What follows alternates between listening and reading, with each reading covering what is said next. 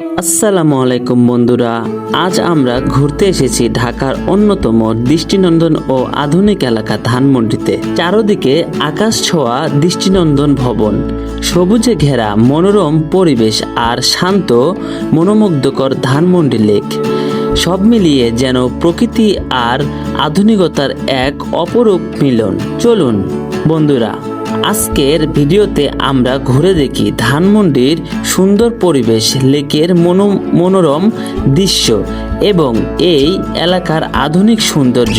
ভিডিওটি শেষ পর্যন্ত দেখুন, আশা করি আপনাদের ভালো লাগবে। বন্ধুরা, এখন আমরা যাচ্ছি জিগাতলা পিলখানার সামনে, সেখান থেকেই আজকের ভিডিওটি আমরা শুরু করব।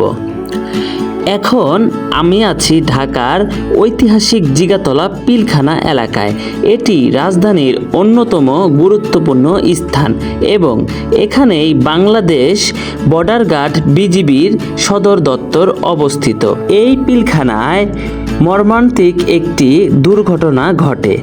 সেটি হলো 2009 সালের 25 ও 26 ফেব্রুয়ারি এই পিলখানায় তৎকালীন বিডিআর বিগ্রহ সংঘটিত হয়।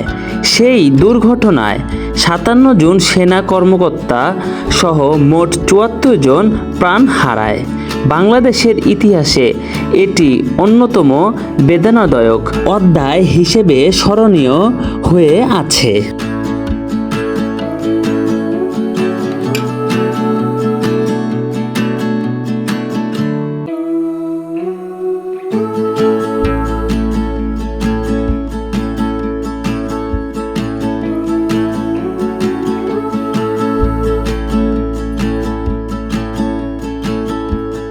এখন আমরা যেইখানে অবস্থান করতেছি এটি হচ্ছে ধানমন্ডি 15 নম্বর। এখান থেকে মূলত মোহাম্মদপুর বাস স্ট্যান্ডের দিকে আপনার চোখ ফিরালে দেখতে পারবেন আকাশ ছোঁয়া সব দৃষ্টিনন্দন ভবন। তো চলুন সামনে যাওয়া যাক। এখন আমরা আছি ধানমন্ডির 15 নম্বর বাস স্ট্যান্ডের যেই রোড ক্রসিংয়ের যেই ব্রিজটি রয়েছে। তো এখান থেকে দেখতে পাচ্ছেন আপনারা সব দৃষ্টিনন্দন ভবনগুলি, আকাশ ছোঁয়া এক একটা দালান।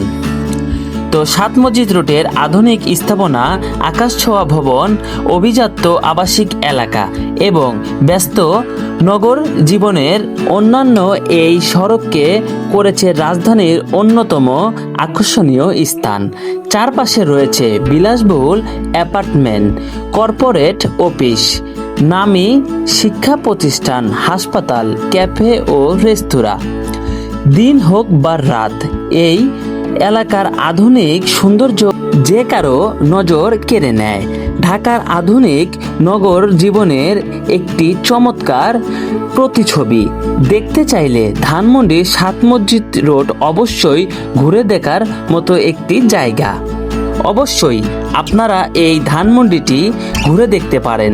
এখানে সব আকাশ ছোঁয়া দৃষ্টিনন্দন ভবনগুলি আপনার হৃদয়কে করে দিবে অনেক মাতাল।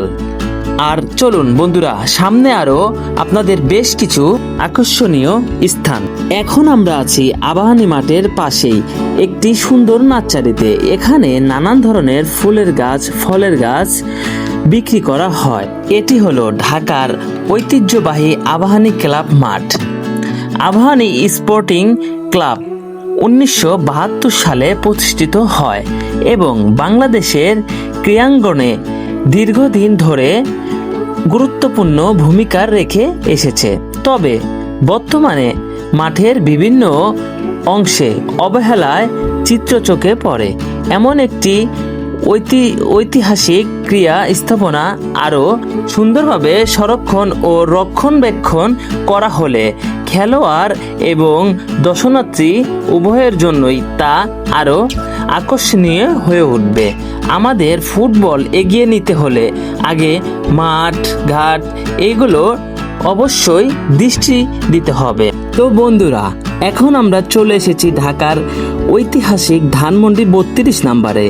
এই ঠিকানাটি বাংলাদেশের রাজনৈতিক ইতিহাসের গুরুত্বপূর্ণ। এটি একসময় বঙ্গবন্ধু শেখ মুজিবুর রহমানের বাসভবন ছিল এবং স্বাধীনতা আন্দোলনের নানা গুরুত্বপূর্ণ সিদ্ধান্তর সঙ্গে এই স্থান জড়িয়ে আছে।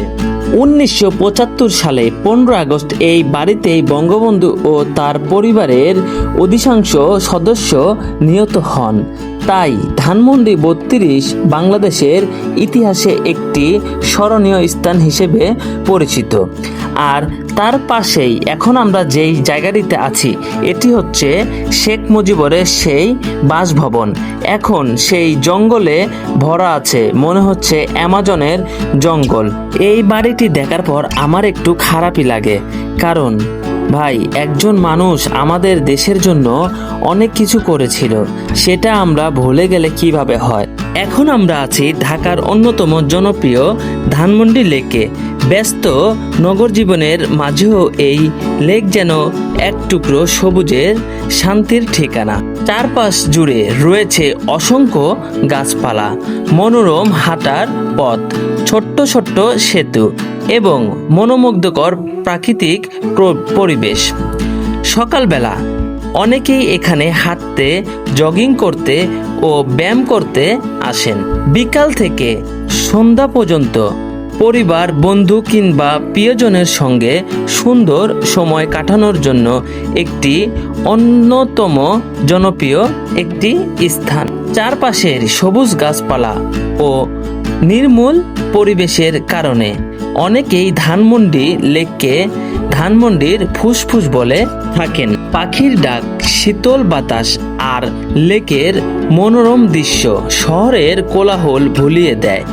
তাই আপনি যদি প্রকৃতি ছোঁয়া আর কিছুটা প্রশান্তি খুঁজে থাকেন, তাহলে ধানমন্ডি লেক অবশ্যই ঘুরে দেখার মতো একটি জায়গা। এখন আমরা আছি ধানমন্ডি লেকের পাশে অবস্থিত রবীন্দ্র সরণি। এটি প্রকৃতির সংস্কৃতি ও অবসরের এক চমৎকার মিলনস্থল।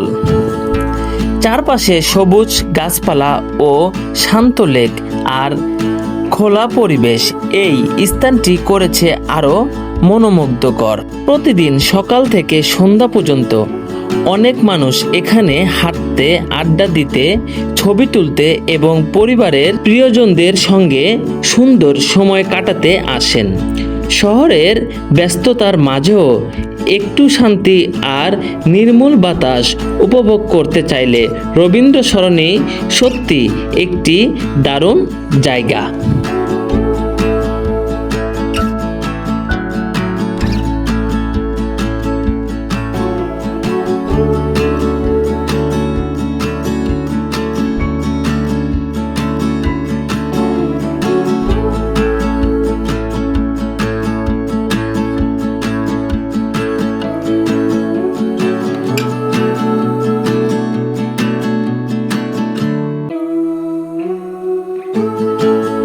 এখন আমরা আছি শেখ জামাল ধানমন্ডি ক্লাব মাঠে।